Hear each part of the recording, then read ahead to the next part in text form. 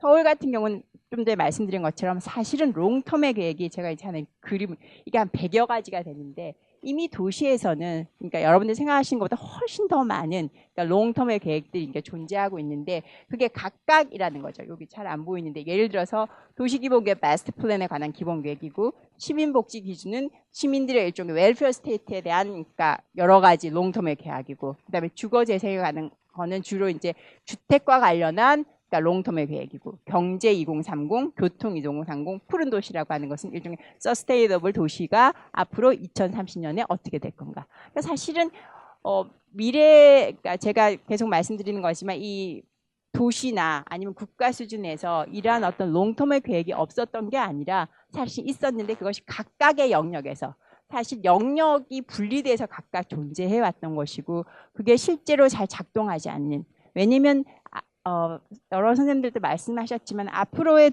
뭐 도시 문제든 국가 문제 등은 하나가 독립적으로 일어나는 게 아니라 굉장히 이제 그 경계를 넘나들면서 일어나는 일들이 많거든요. 이제 그런 것들을 제대로 준비하기 위해서는 이렇게 그러니까 분절적인 계획이 아니라 사실은 통합적인 계획이 이루어져야 되는데 그것들의 시도를 좀 저희 하려고 하는 거고요. 뭐 지속발전 계획도 마찬가지인 거고 사실은 저희가 한 2012년에 그러니까 2030년에 서울이 어떻게 바뀔 건가라고 하는 것들 이미 이제 연구를 한 게 있고요. 이때는 주로 이제 생활 양식과 관련한 사람들의 삶이라고 하는 것들이 어떻게 바뀔 건가에 대한 것들을 좀 트렌드 분석을 하고 실제로 서울이 지향하는 도시라고 하는 것은 일종의 그러니까 소셜 퀄리티가 높은 사회를 지향해야 되는 것이고 일종의 제가 조금 전에 말씀드린 것처럼 그러니까 성찰적이고 교육적인 목적으로서의 어떤 도시 정책의 방향이라고 하는 것들을 이미 연구해 왔고 그때 뭐 여러 가지 방식 뭐 소셜 픽션 같은 방식과 뭐 시나리오 기법을 통해서